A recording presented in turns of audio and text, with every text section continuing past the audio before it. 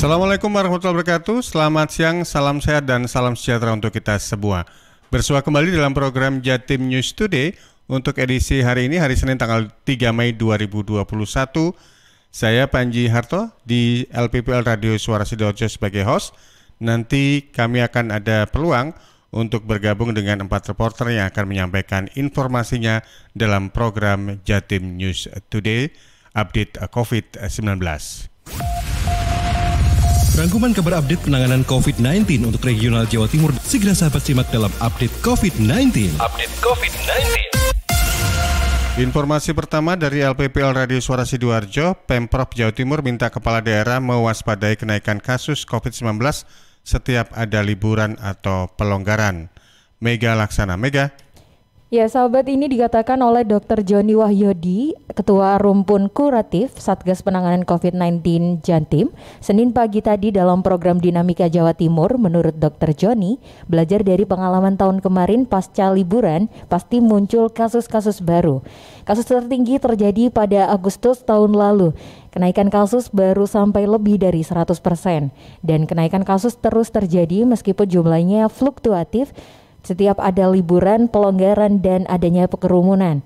Bahkan untuk bulan puasa, kata Dr. Joni, saat ada mobilitas mudik lebih awal karena adanya pembatasan, mulai ada kenaikan kasus, pelan tapi pasti kasus-kasus COVID positif muncul di beberapa daerah di Jawa Timur. Untuk itu menurut Dr. Joni, keputusan pemerintah dengan pembatasan dan pelarangan mudik sudah tepat. Keputusan ini adalah bentuk perhatian pemerintah pada masyarakat. Saya Mega Laksana dari Suara Sidoarjo melaporkan untuk Jatim News Today. Bergeser ke LPPL Radio Suara Gresik, ada Kevin Chandra. Penguatan PPKM Mikro Pekerja Migran Indonesia PMI jalani karantina kedua di Stadion Gelora Joko Samudro. Kevin.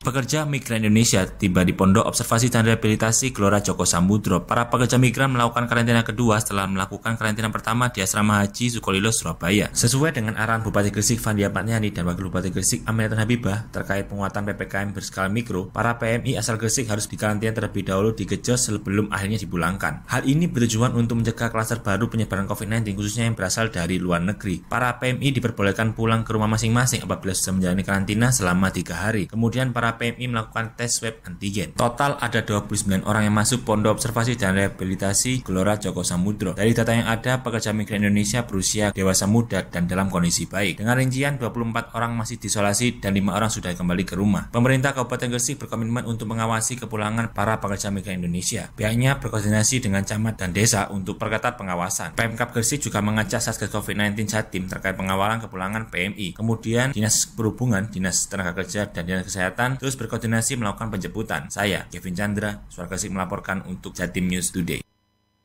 Bergeser berikutnya kita menuju ke Madiun, kota. Ada Amanda dari LPPL Radio Suara Madiun. Wali Kota dan Forpimda tinjau 3 titik penyekatan di kota Madiun. Amanda.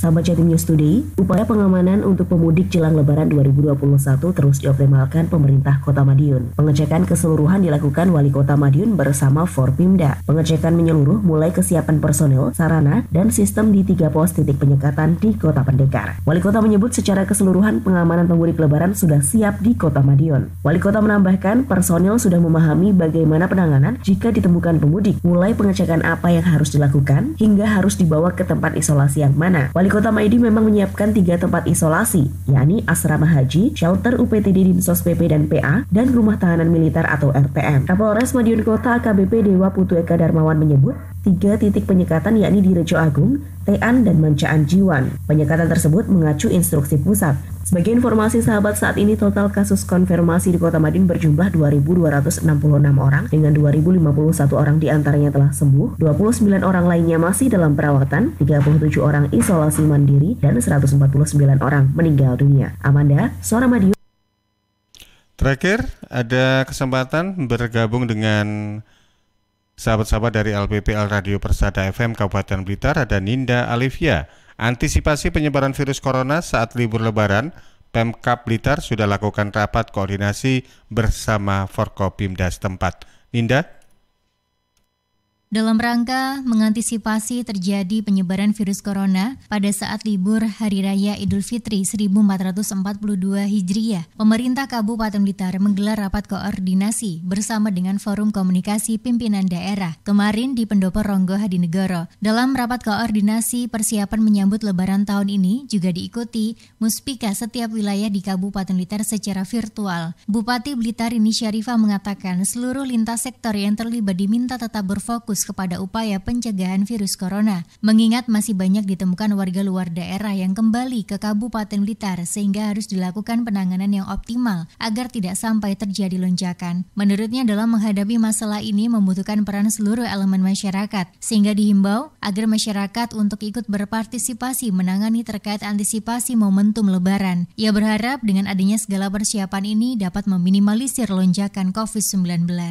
Alhamdulillah kita sampaikan semuanya dari Pak Kapolres dan Pak Kapolres, Pak Dandim dan beberapa dari imigrasi, juga Pak Kemenak tadi, alhamdulillah sudah mempunyai kiat-kiat khusus ya untuk mencegah PMI ini supaya ada penanganan khusus. Rini menambahkan bagi masyarakat yang memiliki saudara di luar daerah disarankan tidak melaksanakan mudik tahun ini karena penularan virus corona bisa terjadi di mana saja, sehingga diharapkan masyarakat bisa menjaga keselamatan bersama, lebih baik menahan diri untuk tidak melakukan mudik. Demikian, Seninda Alivia dari Radio Persada FM Blitar melaporkan untuk Jatim News Today. Last minute rupanya ada Afik Radian dari LPPL Radio Mardika Kota Blitar yang akan memberikan informasinya. Rumah Isolasi Kota Blitar terima 1 pekerja migran Indonesia asal Kabupaten Blitar. Afik?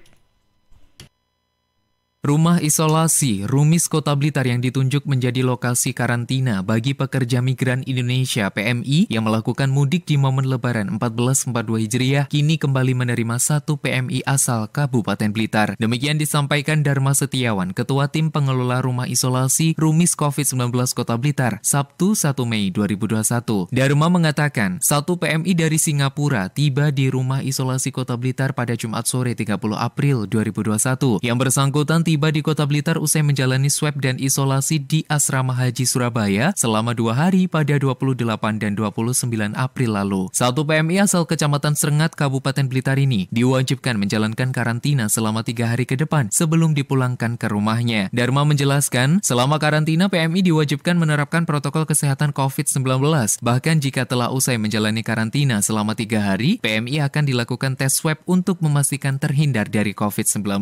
Jika hasilnya positif, maka PMI diwajibkan untuk melakukan isolasi dan perawatan lebih lanjut. Namun jika hasil swab negatif, maka PMI akan diizinkan pulang dan diwajibkan menjalankan isolasi mandiri selama 14 hari di rumahnya. Dharma menegaskan, langkah ini sesuai dengan aturan dari Provinsi Jawa Timur dalam mencegah penyebaran COVID-19.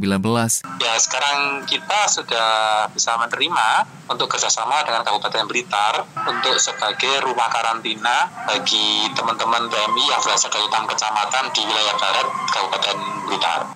Insya Allah hari ini kita mau menerima 1 orang dari Srengat. Untuk diketahui sobat, tersedia 102 tempat tidur di Rumis Kota Blitar untuk menampung PMI. Tidak hanya PMI asal Kota Blitar saja, sesuai dengan aturan yang telah disepakati, Rumis Kota Blitar juga menerima PMI yang berasal dari 6 kecamatan yang masuk wilayah hukum Polres Blitar Kota, di antaranya Kecamatan Sanan Kulon, Srengat, Wonodadi, Udanawu, Ponggok, dan Nglego. Afik Rahardian, Mahardika FM.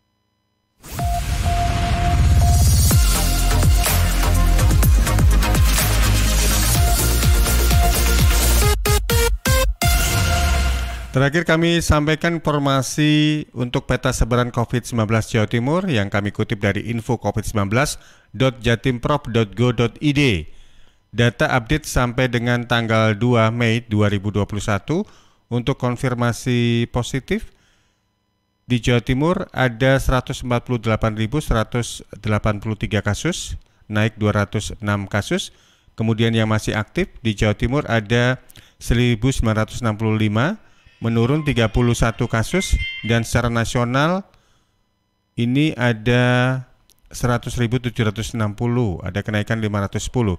Sementara yang dinyatakan sembuh di Jawa Timur ada 135.469 kasus, naik 210 kasus, dan meninggal dunia 100 atau 10.749 naik 27 kasus.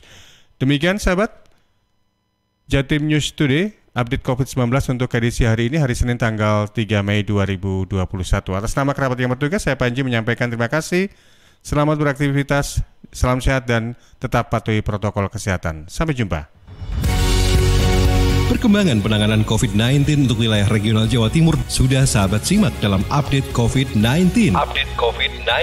Update COVID-19 bisa sahabat simak Senin sampai Sabtu jam 11 siang, persembahan dari Asosiasi Lembaga Penyiaran Publik Lokal Jawa Timur.